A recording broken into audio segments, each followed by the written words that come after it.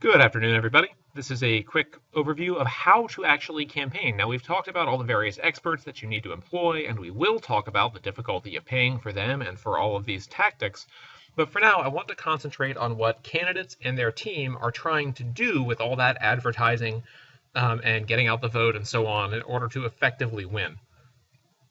The first thing to understand is that modern campaigning is fairly unique. Modern campaigning has become increasingly candidate-centric.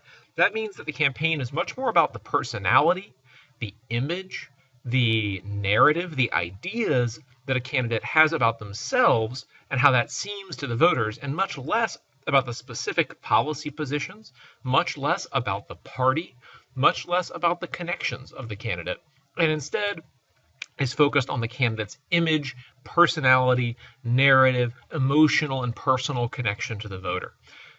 This has had a really important effect on parties in that it's really helped them to fade off and lose power in presidential elections. That's not to say that parties are unimportant. We've talked a great deal in this class already about the functions of party as organization and party in the electorate.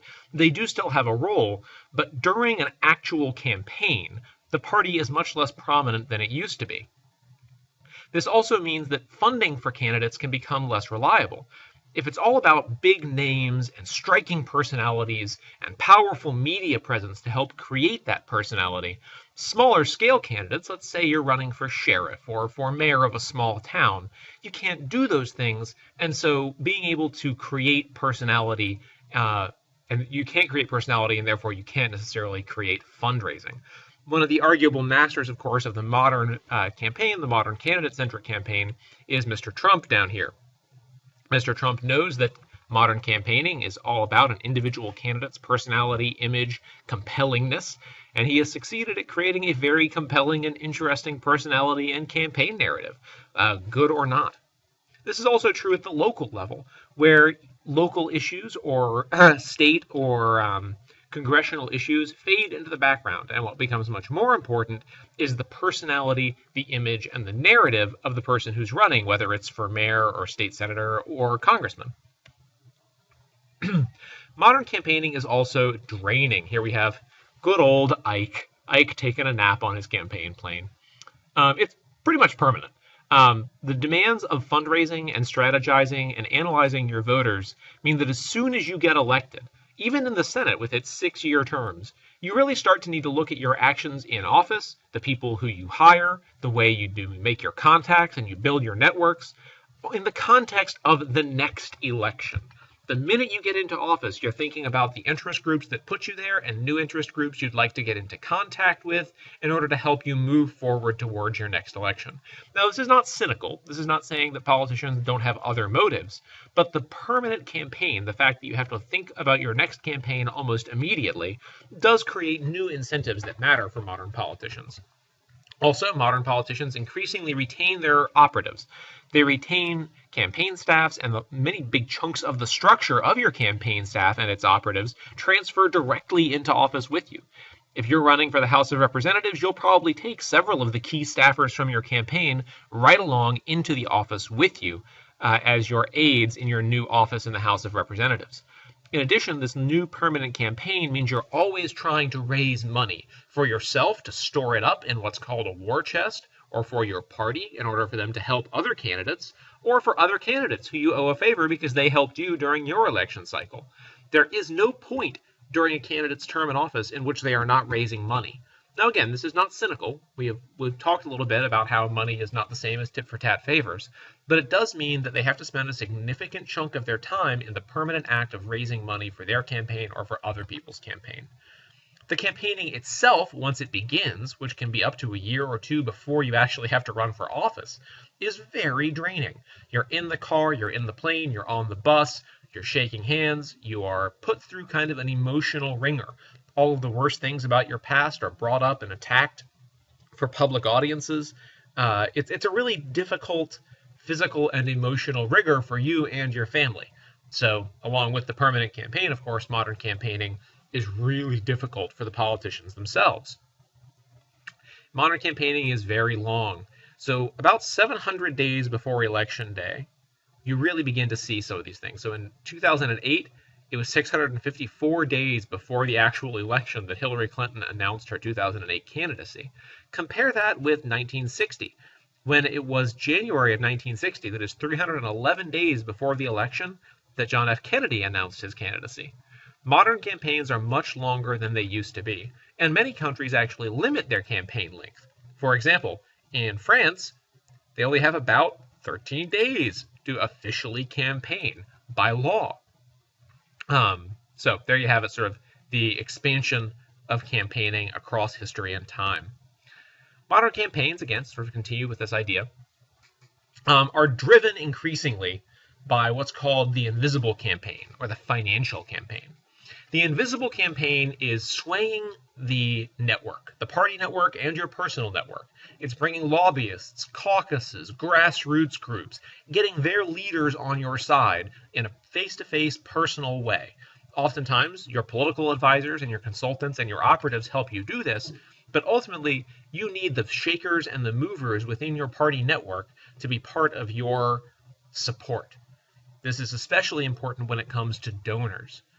This is because the other campaign that you can't necessarily see is the endless need for campaigns to hoover up money from small donors, big existing donors, party donors, new donors, old donors, everybody, in order to get them engaged. Then they spend that money in a huge number of ways, which we're going to talk about.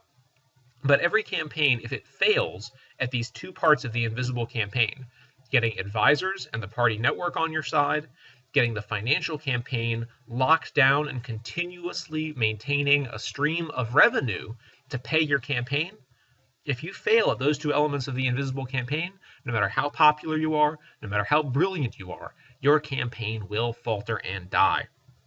Similarly, if you fail at the data campaign, if you don't do the correct polling, if you analyze the polling incorrectly, if you don't understand who the voters who are going to get out and support you are, who the unlikely voters and likely voters are, what the important issues to each group of voters are, you simply have no chance of appealing to them correctly and will probably lose. The 2012 election is a really good example of this.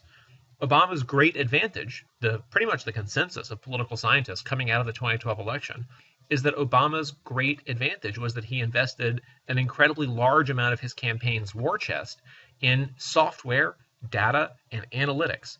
He knew what housewives in Muncie cared about and what recent immigrants in the suburbs of Washington, D.C. cared about, down to the very issue, how likely they were to turn out and why, down to the very issue. And they could use that data and that analytics and that internal or in-house polling to correctly predict the outcome of the election and what actions they could take. On the other hand, the Romney campaign's in-house polling, the polls that the campaign paid for itself, that in-house polling was so inaccurate that the Romney campaign thought they were winning up until the very last night of the election. So when they got the word that the election had been called for Obama, it was a surprise to them because they had lost the data campaign. So if you lose the data campaign, you can also lose the election. Modern campaigning is also dominated by this question of how you appear in the media. Now, this is different than how you're appearing in the ads which you buy yourself. How you appear in the media is really about free media, stories about you, interview appearances on Meet the Press, your ability to put yourself on the headline of every newscast, every Twitter feed, get yourself on, all these sorts of free media. Attention you get, name recognition you get without having to pay for it. But if the media doesn't necessarily cotton to your image of yourself, free media can be negative media. Sometimes.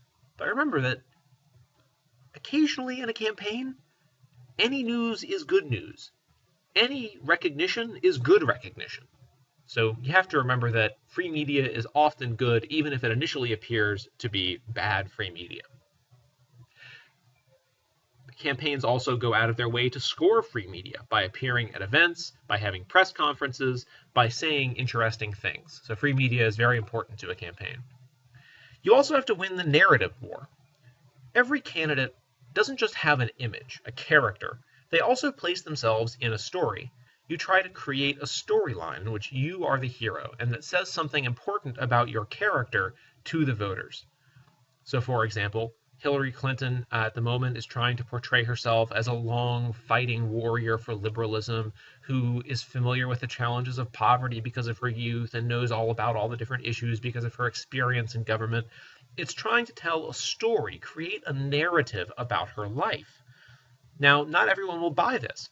Really famously, in 2008, Sarah Palin attempted to create a narrative about her life as a down-to-earth working mother who believed in conservative values and triumphed into the governorship of a state because of her simplicity and virtue, but it wasn't bought by the media, and so her narrative left her control.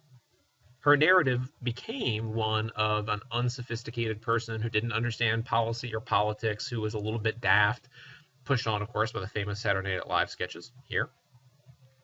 In addition, you also aim your narrative at particular groups, and you fear losing control of your narrative, the storyline about you, like what happened to Sarah Palin. So just keep that in mind. Along with the campaign to get as much free media attention as you can, you also have to shape people's understanding of your storyline, what you're about, what your background is about, building a coherent narrative about your campaign. Whether that narrative is, it's morning in America again, there is hope, or whether that narrative is, there's a tremendous disaster and America needs my expert aid. That's this overall idea of this narrative or a storyline about your campaign that you're trying to promote. Modern campaigning also relies on an extremely extensive ground campaign, which you can really think of as organized, well, like an army ground campaign. With generals, corporals, and privates, you need to organize and recruit and register voters. You have to make sure that you have precinct captains and volunteers who are going to go out there and knock on every apartment door, go into the buildings, remind people over and over again when voting day is, call people on the phones. It's just a long, logistically difficult process of reaching all of the millions and millions of potential voters in the United States and reminding them to get out there and vote for you on the right day at the right time. This ground campaign can really make the difference.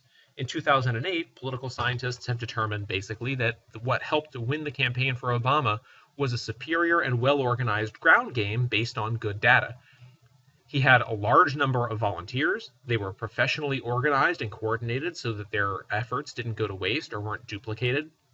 And they knew exactly the right doors and voters to target.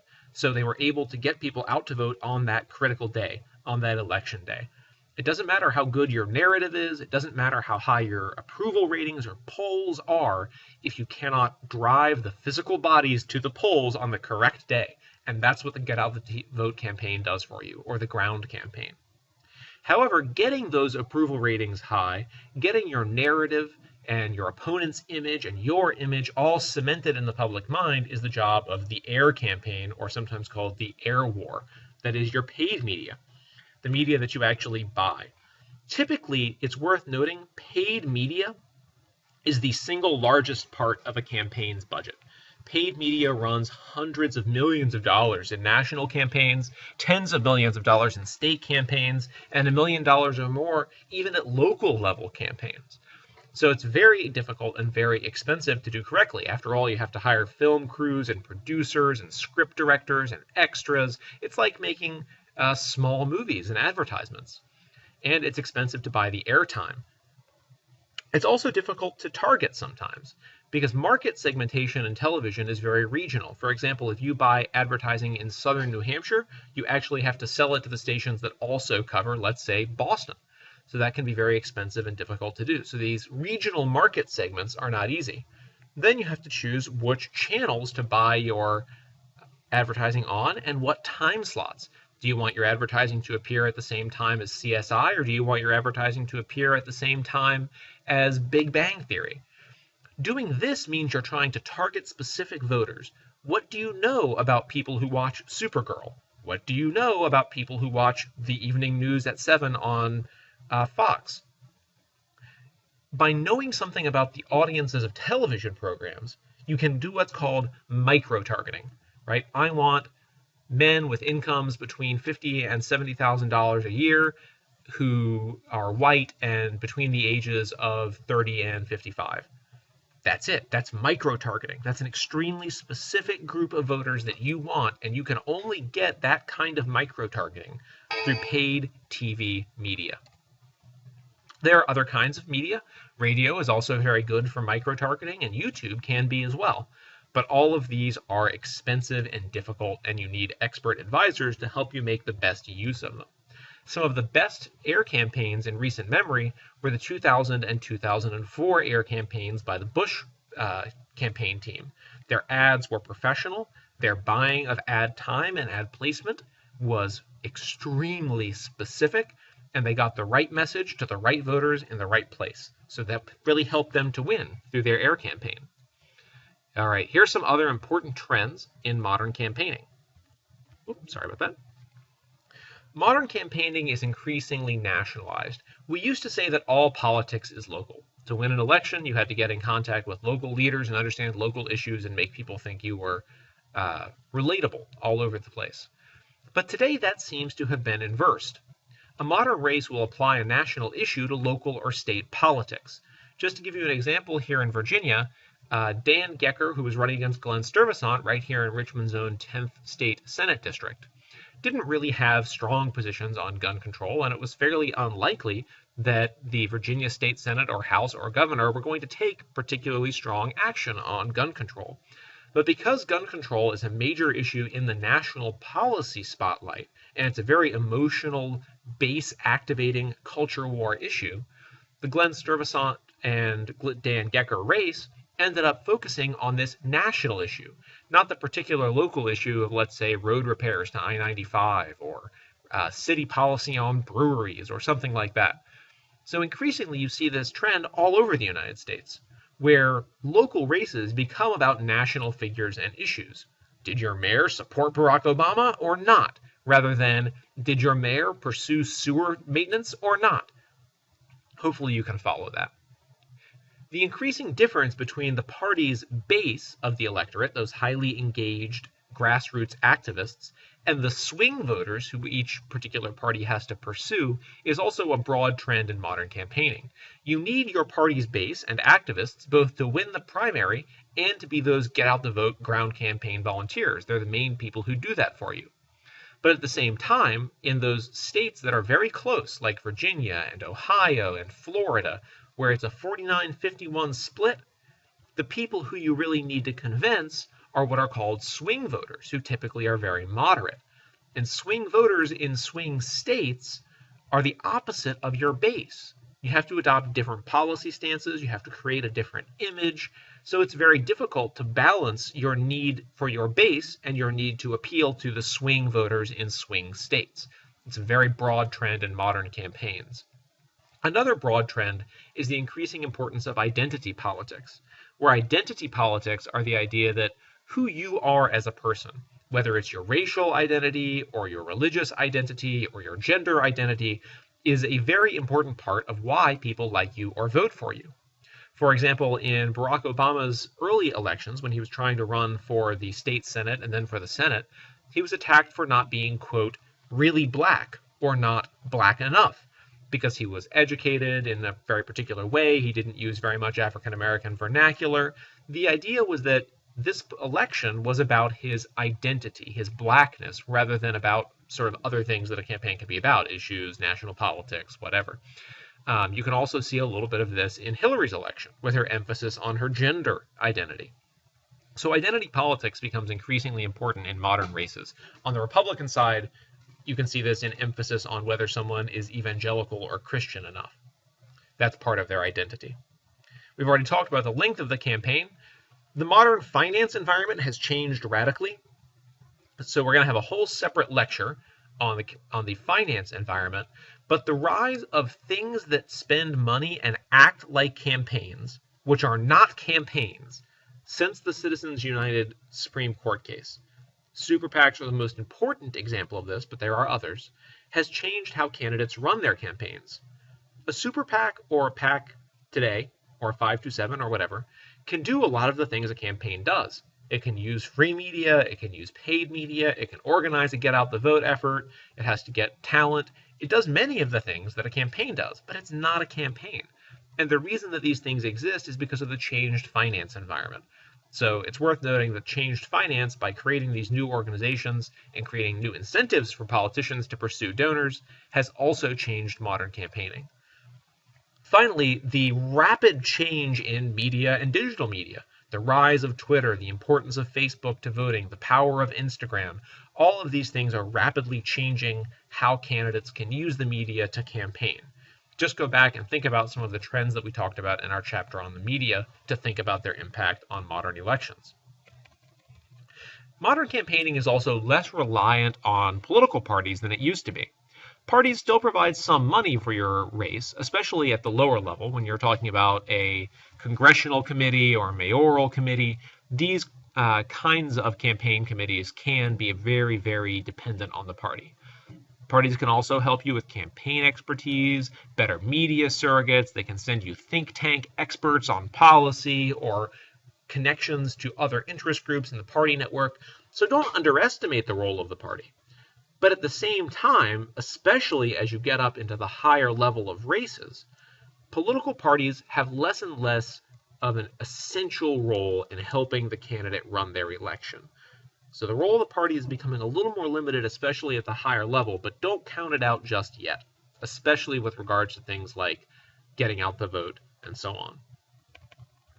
Now, when you run using all of these tools that we've just talked about, you're going to have to choose some really important things.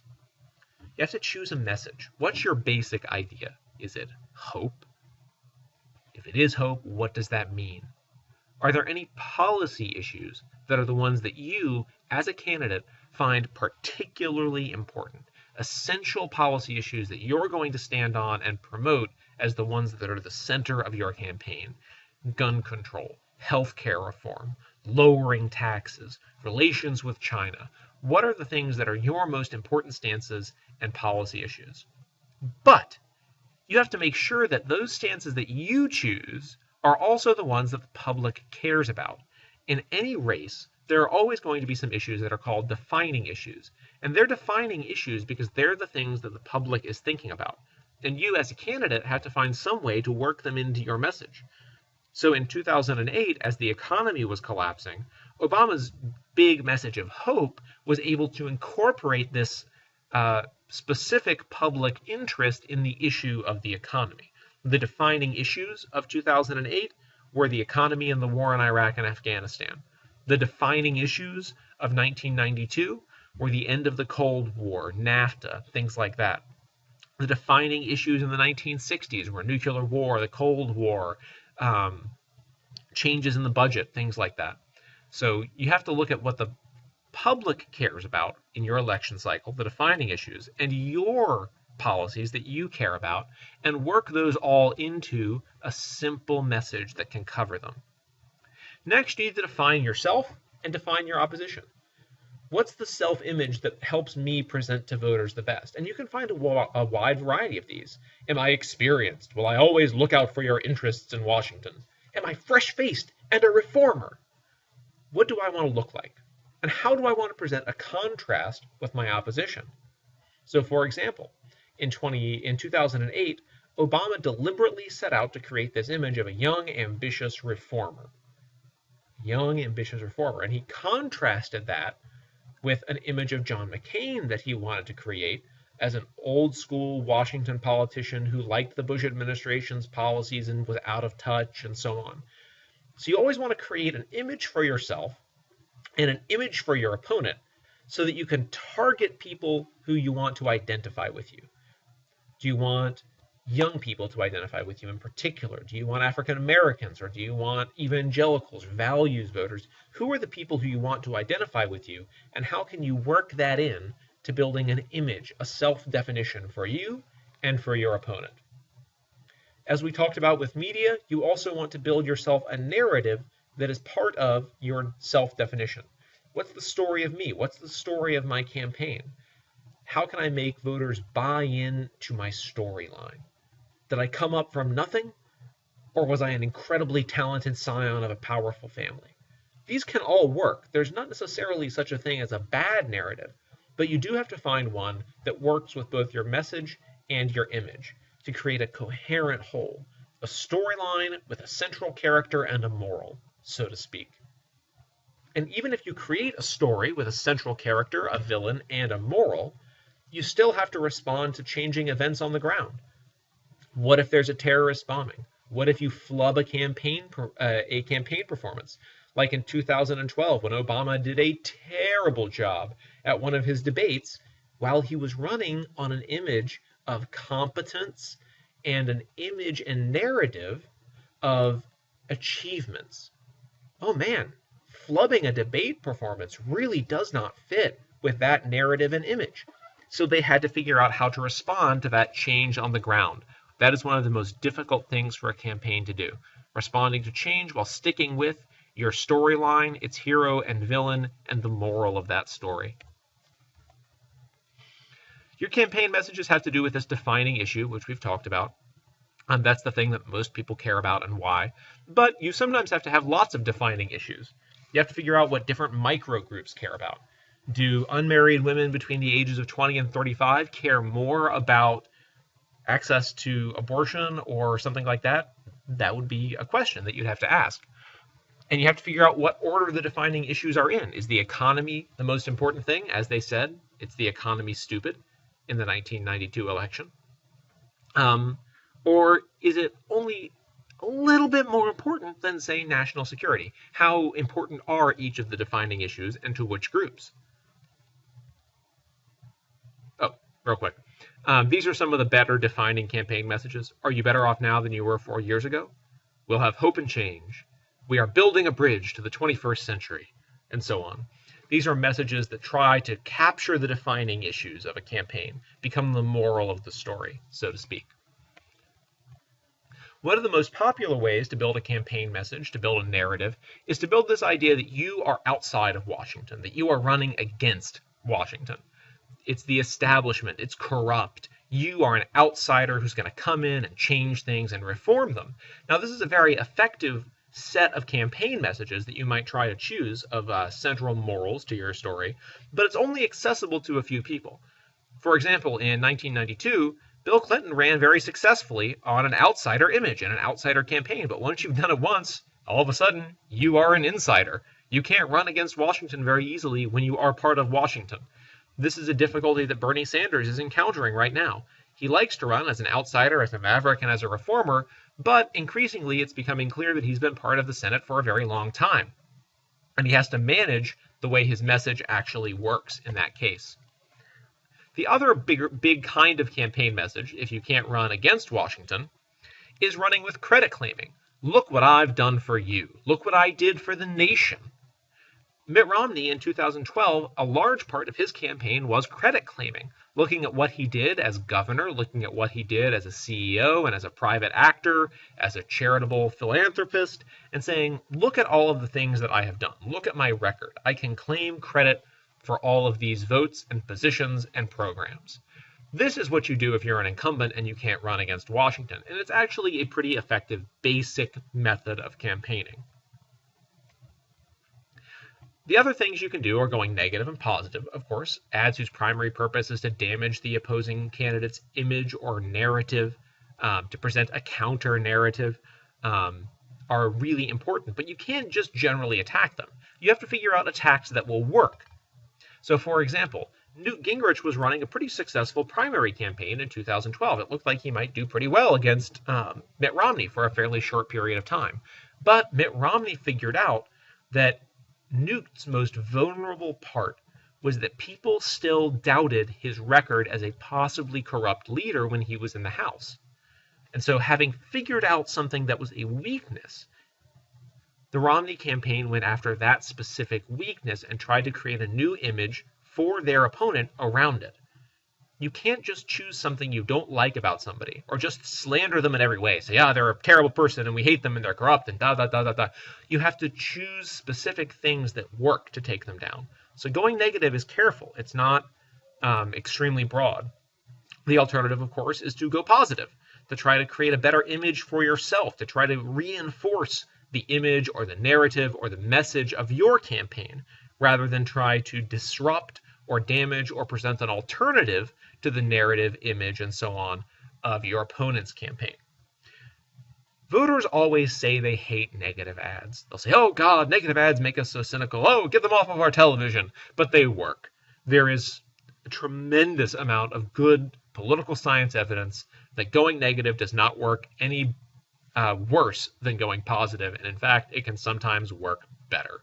Because you might be as popular as you can be. You can hit your top. You can hit your ceiling. And then all that's left for you to do is try and drive your opponent downwards. So hopefully you can follow that. You also have to try and chase swing voters as well as base voters. We've talked about that, where swing voters are those independent people who are somewhat moderate. They're easy to turn. Partisans, on the other hand, people who already have a strong identification, they already know how they're going to vote. It would be very difficult to convince them to vote for the other side, and so most campaigns don't actually waste very much time trying to change the minds of the other side's base. Most message for a campaign is either aimed at driving your own partisans, driving your base to turn out and to help you, or to try to get those few people in the middle to change their minds. No Democrat is trying to change the mind of a strong Republican with their campaign, and no Republican is trying to change the mind of a strong Democrat. Here's a good cartoon of Obama and Romney chasing a swing voter. Right? Finally, of course, every campaign has to win the money chase. We talked about that at the very beginning. So that's campaigning. What I'm going to do now is go ahead and put a few excellent campaign ads up and follow them with a little bit of commentary about what each ad was trying to do.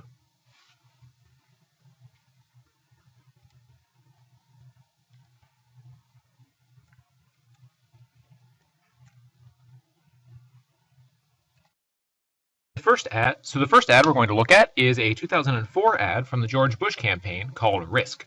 Now remember that in this campaign, one of the defining issues was national security, and there was a sense that the George Bush campaign was going to be stronger on national security. That Bush was a president who had been tried and tested already in the Iraq War and 9/11, and they were trying to create an image that their opponent was less tried and tested in security and was indeed weak, so that the defining issue of the election would match up nicely with the message of Bush and the negative image they were trying to create for his opponent. So watch Risk and think about the defining issue of the election, the image and narrative that they're trying to build about their opponent, and the image and narrative that they're building about themselves. After September 11th, our world changed. Either we fight terrorists abroad or face them here. John Kerry and liberals in Congress have a different view. They opposed Reagan as he won the Cold War, voted against the first Gulf War, voted to slash intelligence after the first Trade Center attack, repeatedly opposed weapons vital to winning the war on terror. John Kerry and his liberal allies, are they a risk we can afford to take today? I'm George W. Bush, and I The second ad that we're going to see is an ad called No on Proposition 8. Proposition 8 was a voter-passed initiative in California which was going to limit the right to same-sex marriage after the California Supreme Court and the California federal courts had reaffirmed a right to gay marriage back in the early 2000s. This ad is valuable for two reasons. First, it's going to show us in what ways it is different to run a campaign for an initiative or a proposition, so you're talking about an issue, not about a candidate. And second, it's going to show us the way in which most campaigns attempt to narrowly target or micro-target specific types of voters. This ad is specifically aimed at Latino voters, who are a very large part of California's voting coalition and tend to lean Democratic, but are not always reliable voters and don't always come out for crucial social issues. So take a look at this and try and pay attention to the way in which it tries to activate base voters, the way in which it's different than a candidate-based ad, and you might also want to pay attention to how it tries to micro-target voters. So this is California's No on 8. For Latinos, family is very important. That's why we're against Proposition 8. 8 discriminates against our families and friends by eliminating their rights to a civil marriage. Laws should not be used to discriminate against anyone. Please don't believe the lies. Proposition 8 has nothing to do with religion or schools. It's about eliminating a human right. Join us. And vote no. Vote no. Vote no on 8. It's bad law, and it's unfair. This next ad is also about California's Proposition 8. However, this ad is in favor of Proposition 8, but uses some similar tactics. What I want you to notice in this ad is the way it targets mothers specifically and their concern. And remember that mothers are an important micro-targeting demographic. Mothers have the highest voting turnout rate of any single group. Women already turn out more often, married women more often, and women more often. So married mothers at whom this is aimed are a very high turnout group which it's useful to target. In addition, it also uses talking heads for credibility and engages with a number of interest groups quickly.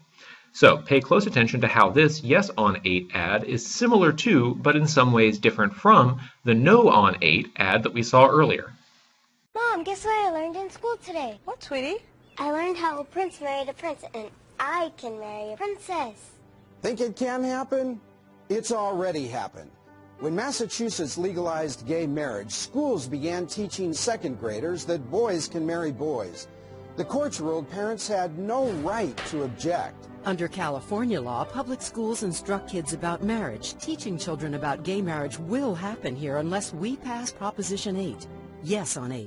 Next, we're going to look at a whole series of ads by a politician named John Hickenlooper. John Hickenlooper started out by running for the mayor of the large city of Denver after he had been a council person in Denver and a local businessman, and then eventually ran a successful campaign for California's governor and is today a pretty important member of the Democratic Party. His ads are extremely useful for examining how candidates build narrative, image, and try to use defining issues in the service of that message, image, and narrative. So take a careful look at what he is doing. He's using humor and he's using a number of other things to present himself. And also pay close attention to which things he's not doing. Notice how the word Democrat or political parties don't seem to appear anywhere. He doesn't touch on social issues or other very specific issues except for the ones that fit his image and message. One of practicality, problem solving, nonpartisanship, and approachability. He's really trying to create that important, quote, guy I could have a beer with factor. So pay very close attention because Hickenlooper's ads are often considered the gold standard in what candidates can do to craft a coherent message, image, and narrative and take the different defining issues of a race and make them part of their narrative. I'm John Hickenlooper, and I'm out to make change in Denver. These parking meters are just one example of what I call the fundamental nonsense of government. The city raised our parking rates, and now shoppers are going elsewhere, businesses suffering, and tax revenues are down.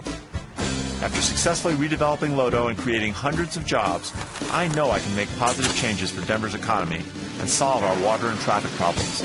Now that's the kind of change people can get excited about. I'm John Hickenlooper, and I'm running for mayor. As mayor, I'll make jobs and economic development my top priorities. We have no time to lose in getting city spending under control and jump-starting Denver's economy. By working as a team, we can run our city like a business, create more jobs and new opportunities, and empower city workers to put their best ideas into action. Vote for me, John Hickenlooper, this Tuesday, and together we'll get Denver back in the fast lane. Hi, I'm John Hickenlooper. I normally don't wear fancy suits, but now I'm running for mayor. Everybody says I need better clothes.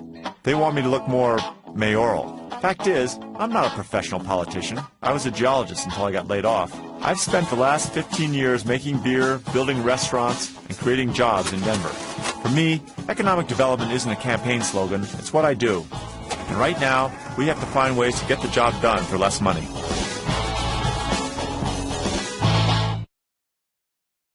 I'm John Hickenlooper, and I guess I'm not a very good politician, because I can't stand negative ads. Every time I see one, I feel like I need to take a shower. And you see a lot of them. With all the challenges we face, Colorado needs a governor who brings people together, to create jobs and cut government spending. It's why I won't run negative ads. Pitting one group against another, or one part of Colorado against another, doesn't help anyone. And besides, we need the water. Next, we're going to see an ad by the Ken Cuccinelli campaign, who was running for governor of Virginia in 2013. Now, this is a really interesting ad because although it's a negative ad about his opponent, it actually does something pretty important. What it attempts to do is show that his opponent is a corrupt insider so that Cuccinelli can then take a position as an outsider running against Washington, Remember, that's one of those central ideas that we've talked about, is that one of the best ways for a candidate to run for office is to try and position themselves as an outsider who will go in and reform a corrupt system. The reason this is particularly interesting is because Cuccinelli had held prior elective office, while his opponent, McAuliffe, had actually never held elected office. And yet, through this act of political judo that you're going to see, the Cuccinelli campaign could successfully depict their opponent, McAuliffe, as an insider and themselves as an outsider. In addition, it's also very useful to take a look at this as an example of creating a negative image for your opponent and of some of the ways to pursue credibility in doing that, like using quick clippings from newspapers and quotes and things like that. So take a look at this as an example of someone trying to set themselves up as someone who can, quote, run against a corrupt machine. All right, here we go. This is Cuccinelli's ad, Despicable. Corrupt insider Terry McAuliffe made millions while workers lost jobs and pensions. Now a shocking new discovery. Court documents reveal Terry McAuliffe invested in an insurance scam that preyed on dying people. They stole the identities of the terminally ill, then cashed in when they passed away. Profiting off the terminally ill? Is that the kind of man you want as your governor?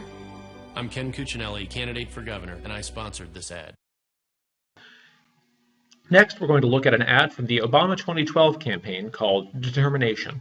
This ad is a really good example of using your position in office to do what's called running on credit claiming or running on your record.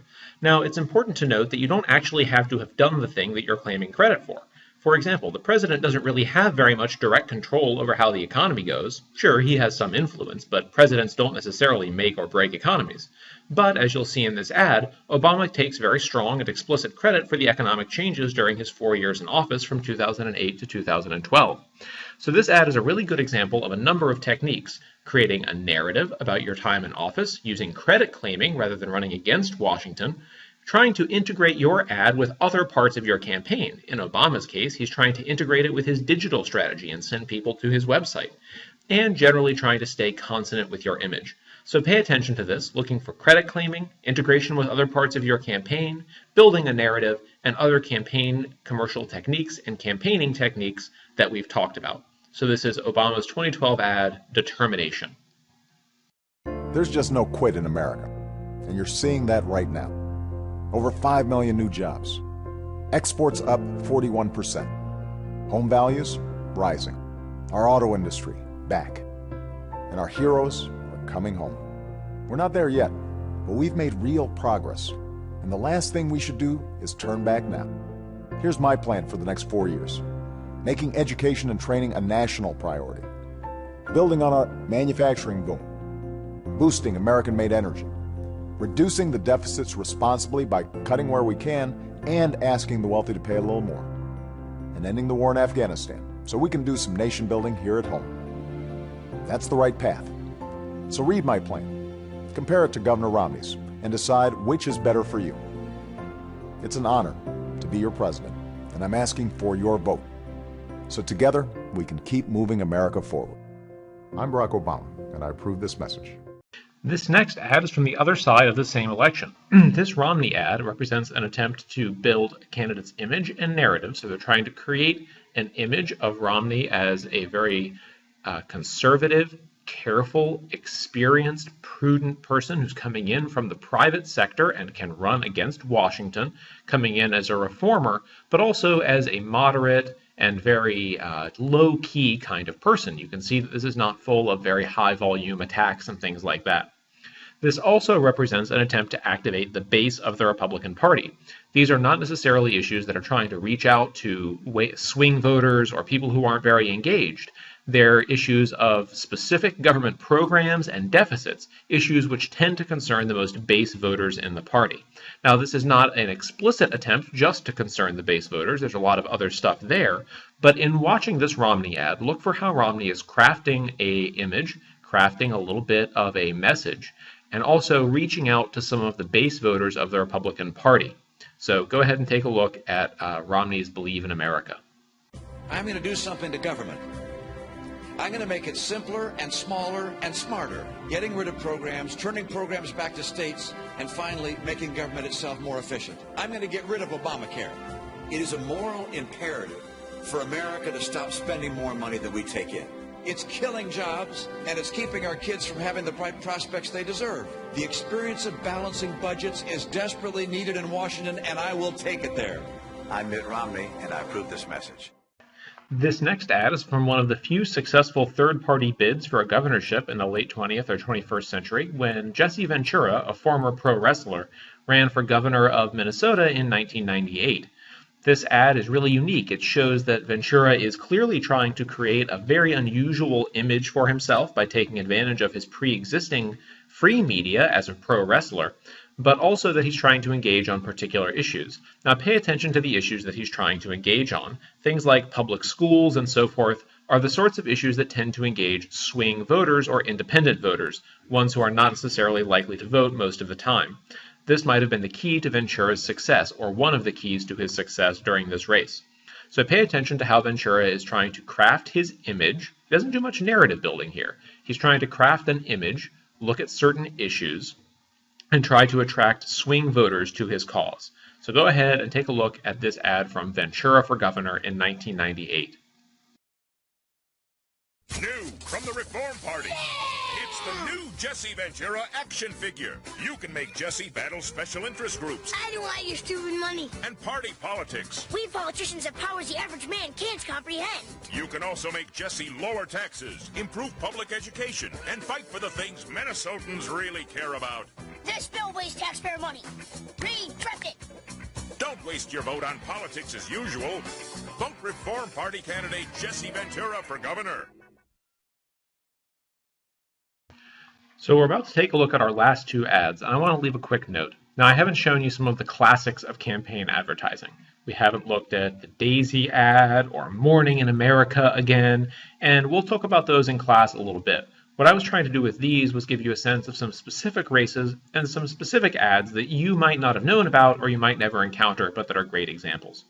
So these last two are Scott Rigel and Glenn Nye, who were both running for the seat in Congress that encompasses most of Norfolk and Hampton Roads, where the military is a very important part of the job base and of people's self-image. So it's also a swing district. It's one in which there are a fair number of both Democrats and Republicans, which is why it's gone back and forth quite a few times in the past.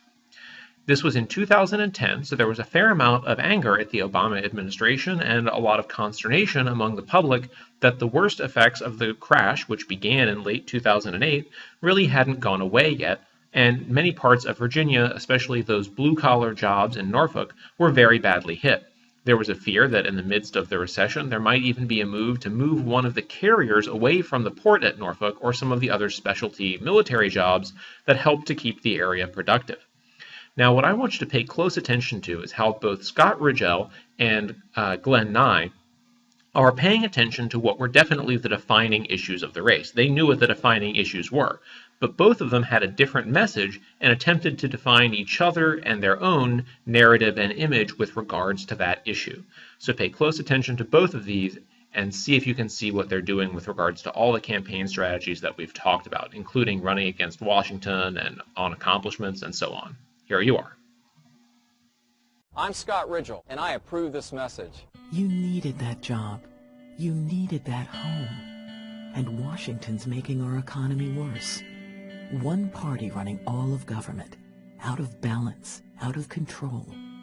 With Nancy Pelosi and Glenn Nye, we get more spending, more debt, more trouble for our economy. Glenn Nye votes with Pelosi 83% of the time. He's part of the problem. He's part of your problem. Our economy depends on winning the fight on our carrier and keeping the Joint Forces Command open. I won't stand by while Washington tries to take away our carrier and Joint Forces Command. We need to save money, but this won't do it. It'll hurt our national security and Hampton Roads. Glenn Nye, working with Republicans and Democrats to find solutions for our jobs, our security, our community. I'm Glenn Nye, and I approve this message.